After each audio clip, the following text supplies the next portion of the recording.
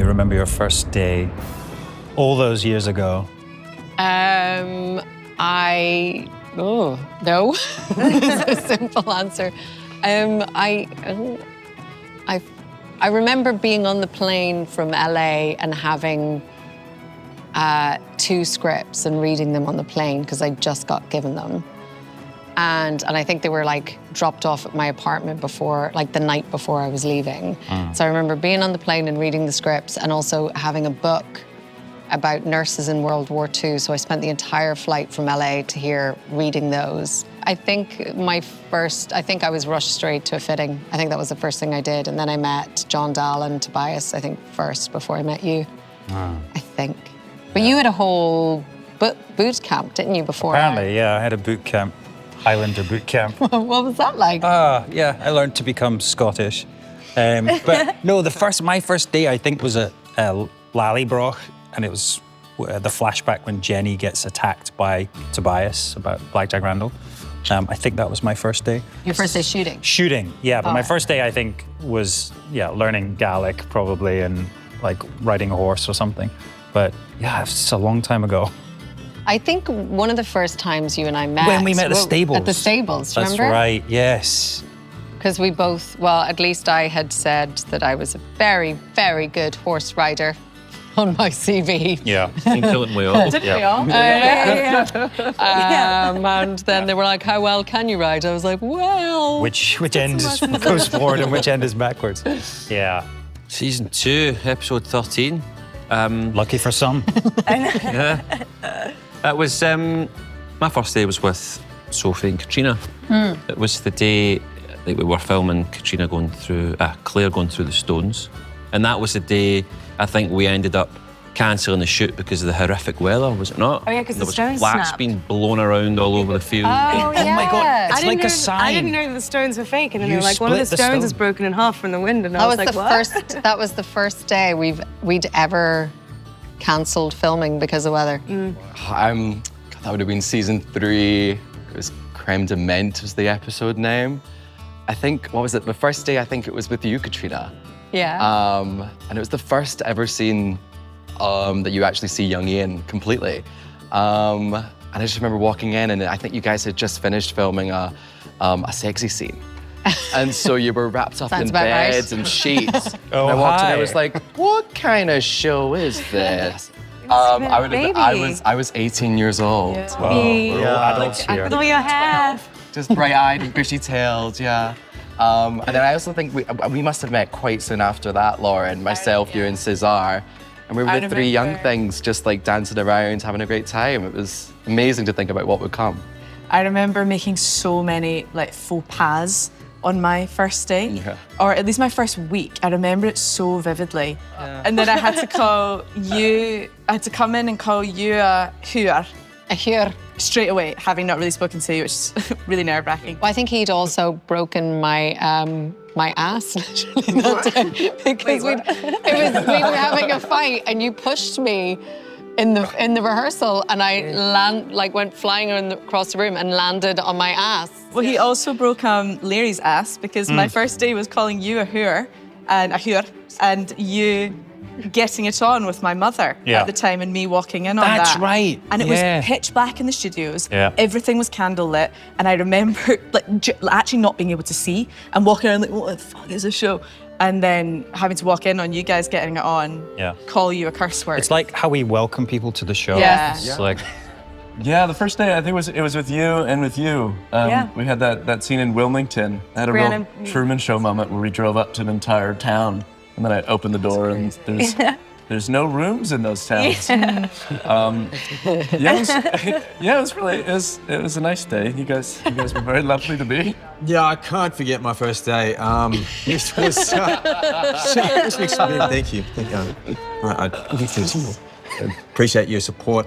Yeah, it was with this gentleman to my left, actually, and he put a lot of trust in me, actually, because I was jet lagged beyond anything. I was delusional, pretty much. I had a whole bunch of lines that I had no idea what I was saying. It was all about hell, water, and the Dunsanies. Didn't they rewrite it the night before or something? I mean, that makes it sound better, so let's go with that.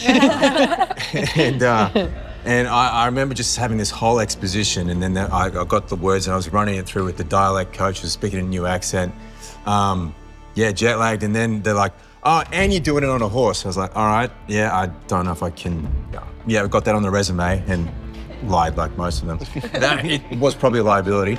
And then not only are you on a horse, you're gonna be dragging the star of the show behind you. I was like, okay, cool. On a rope. And I was like, what? You're trusting me with this on my first day? And and it was in the Highlands. And we got through it. I don't know what the hell you were thinking of me at that point, because I don't know what I was thinking. I was just saying a whole bunch of words. You're in shackles. I was dragging you on the horse. I let you go, and then I do remember we had a sweet moment afterwards. Did you We had a hug. We had a hug. We had a coffee. You broke my ass also. I did break his ass. touch your butt. No, honestly, you smashed it. I can't believe, it's almost like the challenge, the Outlander challenge. They fly you in and throw everything at you, and you see what happens. I was waiting for the hidden cameras to appear and say you're on this. Been punked, I've been punked. No, you smashed that. It was amazing. There's a lot of love in this show. There is a lot of love in this show. There is a lot of love. Of course, there's at the heart of it, there's a very aspirational love story, but everyone gets their moment, or at least most people. William, you just have really bad luck, huh? Yeah, that hurt. That hurt seeing Rachel and Elaine over there together. I think it's still gonna happen for William. Sorry, Yeah. William. It's gonna happen one day. Okay. You're still young. It's okay. Yeah. It's all quite epic love, though, isn't it? I mean, Marsley jumped in a boat for love. In a time where that's not allowed, where that's not an option for a woman, and her other option was to stay on a farm with a crazy mom. So I thought that was quite powerful, and wonderful, and romantic. You know, the love stories throughout this whole show, they're so epic, but yet there's always these forces trying to pull each other apart, whether it's war or literally traveling through time. So it's a testimony to our characters that they always come together in the end and really fight for each other. That's some amazing weddings as well. And there's been some amazing weddings throughout the show. They actually feel like weddings. Yeah. You're Rich and Sophie's. I was a actually felt like I was 5-day at a wedding. That was a festival. It was a festival of a weekend. And we even danced into the night. It went into a night shoot, didn't it? We were doing the Kaylee and that's stuff in the right. night. I don't know, I was on my gap year with the Mohawks, so I wasn't there. Yeah, I've had a couple of happy weddings, sad weddings. We had a sad wedding. Oh, yeah. You said You're the kinda wrong sad. name at our wedding. It was sad. It was sad. Our wedding felt like a really It romantic was in little- South Africa, Yeah. right? It was in South Africa. Oh, wait, you went to South Africa? It was in South Africa. But we were on a beach. We had a beach wedding. We were like the Did girls. you? We did the abroad wedding. We went to the beach. Destination wedding. Were Roger and Brianna like You the were in the family Mackenzie member? mansion, actually having a nice quiet time to yourself, weren't we? We By were the fire. having Christmas. Yeah. That sounds nice. We I sat quite on liked your Christmas beach one. That was fun. The beach one was nice. The Quaker one, there was a lot of silence. Yeah, it was I liked very it though. quiet. It was very Contemplation. God. simple but pure. Yes. Where were we? I feel like you all have your weddings when we're not around. Yeah, we're Should we them. take a hint? Or like, sure. Maybe we should do some vow renewals. Who for you was the greatest villain? I mean, Blackjack, right? Like, it was pretty. I don't know. I feel like OG. Gaelis. I feel like Gaelis is Pretty special. She's pretty wackadoodle. Yeah. I guess They're all so good. I mean, they all bring something really different, and I think Simon Callow was so great. Ned Beanie was so great. Tobias Tobias is the OG.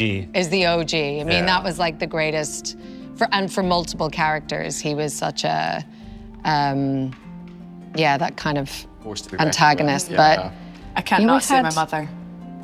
She's just Leary. crazy. Nell Hudson. She's but I too don't know. much. Is she She's baddie? misunderstood. I think She's just had so. a hard Yeah. life. It's all for love, isn't it? She loves you. Yeah. Or loved you. Loves I you? know. She's still around. Yeah. All the different eras of baddies. And we've got great Yeah. ones coming in season. Yes. There's And we always have new new ones. baddies, New which is always baddies good coming. too. It's quite amazing the way women used to have to wear corsets still with them, so that was still quite amazing to always have to feel what that would feel like. I had some amazing things where I remember really vividly in season 3, your Paris dress from, I don't know what episode, it was When You Collapse in Paris, and it's the brown one with the turquoise trimmings. the whole story was that Marcy would take your hand-me-downs, and they gave me that dress refitted to me, and it in no way fitted at all. And it was very, it was fun to have to do something a bit different with that, but it was kind of amazing to do what they would do. But you're obviously 6 foot something, and I'm not.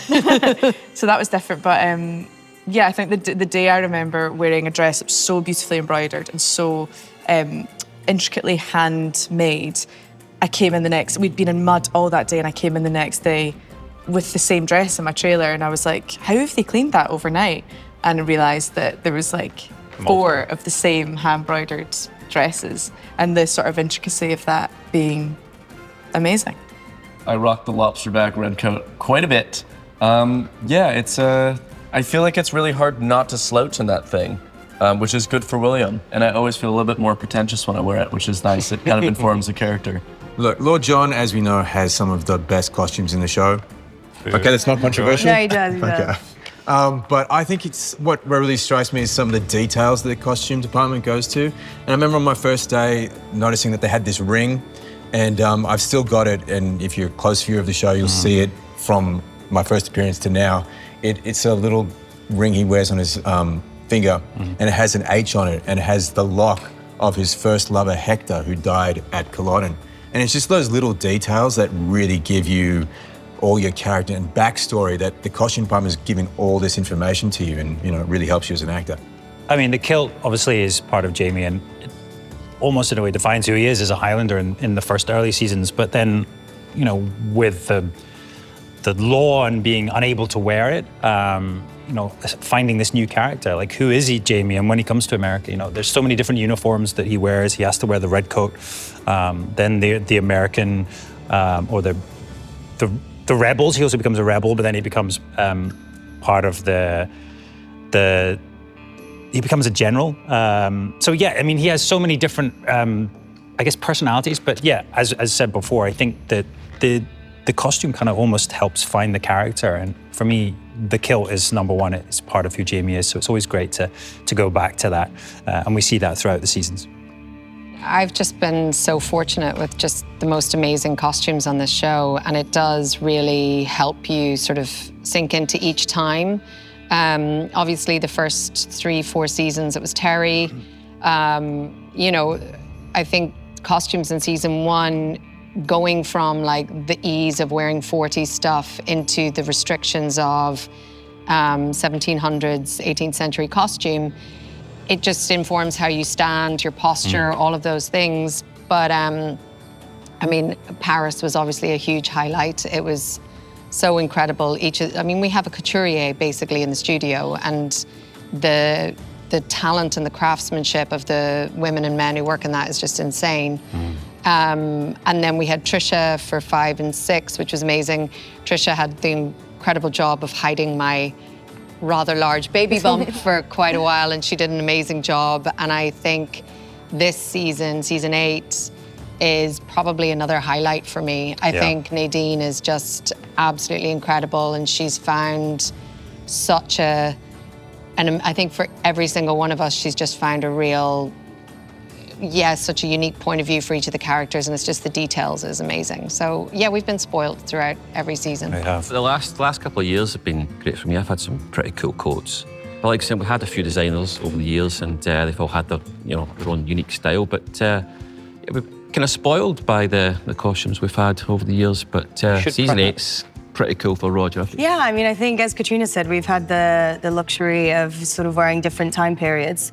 And I think one of the amazing things that this show does so well is, kind of like David said as well, is keeping some essence of the character and having that transcend through the times. So I think with Brianna, there's always a bit of her identity in each costume, whether that's in the 60s, 70s, 80s, or in the 1700s. And it's just sensational what they've done. But I think season 8 is probably some of my favorite ones yet. A bit more Brianna's tomboyishness coming back in, and that Highlander huntress, which has been really cool. I feel like there's 2 versions of young Ian. There's the youthful version we first meet, and then there's this Mohawk warrior that we meet later on. And what I've always loved about the costumes is how it really shows his story throughout. And then as we come into this final season, it's like these two worlds combining to make this final evolution of him. And I just think that's beautiful, this kind of fusion of culture.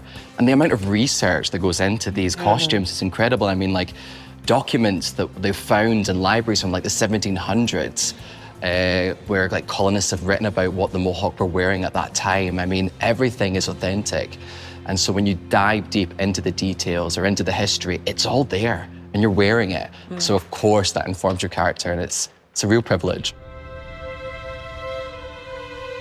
What's the gnarliest thing young Ian survived? I mean, running that gauntlet, I think he got whipped and kicked and booted everywhere. But he managed to get there, thank gosh. I mean, taking an axe to the shoulder as well. That was pretty gnarly. Yeah. You okay? Yeah, it's all good now. Brand spanking new. But I think Ian's more doing the damage to other people. He's gnarly with the tomahawk. Dead eye. And JB too. I do love that outtake in, I think maybe it was season 5 where you threw an axe. And then you're literally like, oh my God, I'm so sorry. Well, I nearly hit one of the camera guys. So damage on and off screen. Brianna's been through a lot. I mean, obviously her whole storyline with Bonnet is definitely a mental and physical trauma to overcome. But and obviously childbirth, not having any painkillers in those times. Or I'm sure Claire did a very nice stitching job. So good. But I think a lot of Brianna's sort of battles have been mental ones. And yeah, she's definitely grown and thrived and gotten through some dark stuff. So really proud of that. One of the most sort of traumatic experiences, I think, was the hanging, actually. Because they had to do this thing, we had to do a shot in the studio where they put the bag over my head. They had this special lens. It was like a kind of a snoot lens. It was a very long lens so they could get the eyes. And it was kind of inside the bag. So it was inside that bag with the noose around my neck. And like a reasonable amount of tension and trying to imagine what that would feel like. But it was dark in the studio. They had the lens in there and they were just kind of getting a shot of that. And that was a very sort of uncomfortable, disconcerting experience. It was obviously not anything close to what that would be like, but it was as close as we were going to get, and it felt quite dark. So that was fun, but luckily I was saved by... I remember seeing you walking around studio. A tracheectomy, wasn't it? Tracheectomy? It was, yes. It was, I think the first time, I think it was season 3 in the 60s, where we actually had sort of what looked like a cadaver, or well, it wasn't a cadaver because it was still, but Claire was doing a surgery and we had parts of the internal body moving. That was very cool. You know, I think it's just like I love getting to do the medical stuff. I think it's really cool, and when we actually get to do stuff, probably stitching Sam in season 1, where I actually stitched you. Where was this? Where? I was like, wow, he's given it real fucking great response here. He was like, and I was like, this is amazing. He's doing such a good job. And he was like, no, that's actually real skin. My skin. Yeah. Oh no. But yeah, it's like, you know, this show is very physical. I probably have scars from it, but I've never quite gone through the ordeals that Jamie Fraser has. But I'm very happy to have been the one giving out the healing, you know? Yeah. 100%. So you're all welcome. Thanks. Thank you, Doctor. Yeah, I think what we do really well on Outlanders is the battles, and there have been countless, and each time they feel like bigger than the last, but it's really hard to pick one in particular because Jamie has 9 lives, has been through all these different wounds, you know, from his side to being shot, to being, I don't know, whatever, it's all there. And of course, Claire then has to fix him up. But I guess going back to the original season 1, the biggest battle, the most sort of epic, I feel, was Culloden, because it's such an important part of history for Scots and for Scotland. But I think actually the original injury that brings Jamie and Claire together is the first thing we shot together, I believe, was the dislocated shoulder. And that's kind of the mark of things to come, you know, constantly being fixed by Claire. But yeah, it's incredible. And the battles have been obviously a part that I really enjoyed. Yeah, Claire does a lot of emotional and physical healing, doesn't she? She also kills a lot of people. As a healer, she's killed the most people on the show. I have quite a good body count at this point. Lord John has had a lot of cuts and bruises. He's had his eye nearly poked out. He had the measles. But yeah, He had a cold once. he had a cold once. He got a cold. The measles is serious, but come on. The deepest cut, of course, is from this guy right here. Yeah. He gets him right in the heart every time. It's it's murder having scenes with Jamie Fraser, and he's put himself through hell for him. So yeah, deepest cut right to the heart from this guy. Oh, it's sad. I think the most significant injury Williams had was that stick that went through his arm. That's pretty bad. But they made a prosthetic for it, so it was pretty much no CGI. It was almost all real. And my brain didn't know how to think. Like, it didn't know what to feel about this thing because it could clearly see that I had an injury, but I didn't have any pain. So I kept getting this like weird phantom pain, and I couldn't really explain it. But thank God, my first responder of the forest, young Ian, came and saved my life. That was a really gnarly prosthetic. It was crazy, and pus would come out. It would like because they had like a tube that went down into my arm. Oh, we've had like maggots, maggots maggots on us, and we have leeches. Were they real? Maggots? Yeah, I they had were to real. hold them. Oh, yes, remember it sounded like it sounded Rice like Krispies. yeah, We asked for them to go get washed because they've been kept But the in thing rotten is- meat. But I didn't, because I used to go smells fishing as a kid, and my brothers, we'd have maggots, and sometimes they'd have them in a box in their backpacks. And so I remember sometimes you'd go into the kitchen, there were just maggots when it crawled out of their backpack. Do you remember the So I leeches? just felt like going right at her. Despite the 5,000 babies, we've seen one of them be born only, but it was a traumatic one. That was very traumatic. She almost died. That was much more emotional than I expected it to be. And then I remember Cesar coming in and being like, whoa, I did not expect you to be so emotional. And I was like, yeah, neither. But it was like it really, thinking about because Claire sort of indicates that this could be it to Jamie, and then Marsley knows that this could be it. That was, to be so young as well, and it's the last baby that she has at that time. Like, that was a heavy thing to think about what would happen. But then there's also been things like killing Lionel. That was really fun. Physically having a Peaky Blinder pinned down and then stabbing him in the neck was good. That was fun, and he took it really well. He didn't mind dying. Yeah, he was up for it. And then the maggot days. And then actually something I thought about very briefly was, and again, South Africa, the last day that we shot was the storm sequence of, do you remember this? The storm sequence on the boats, and they just pummeled us with water as though we were to die. And we all just had to have a mad time of survival, but it was really fun. I'm stealing young Ian's tomahawk. Can I take these guys? Good answer. Yeah, okay. I was going to say that. Can I steal Charles? Charles. He just wants your card deck. I don't know. There's too many things to do. I don't know. I'll take Sleepy the horse. Oh, I'll take Travis. Sorry. I was gonna say him. My ring. I'll take my dead. ring. I'll take my spadroon, my sword. I mean, I might as well confess it now. I've already taken my wedding ring. It's been with me for some time. Well done. Thank you. The people. Are you asking everyone? Yeah. Yeah, the friends we've met along the way. The family. Yeah, my fellow cast members and the wonderful crew that have made this one of the most amazing jobs to be a part of. Yeah, I mean, we've seen people, have kids on the show, grow up, and it's been, a decade of a family. We see each other in the cast and crew more than we see our own family, so it's definitely going to be an adjustment. Yeah, the cast, the crew, the sentiment of that, looking back on it, enjoying the memories of it, missing each other. Do you mean we can't come back?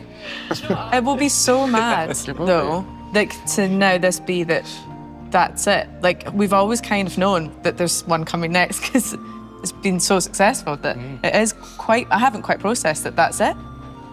That's It's emotional. Oh, it's God. emotional. It's fine. We'll see you all at Betty Ford. It'll be fine. I've block booked it for like 3 months Are we after getting the show. set ready? Is that what we're doing? Yeah, after when we all have our emotional breakdown. Look, it's the show, the characters.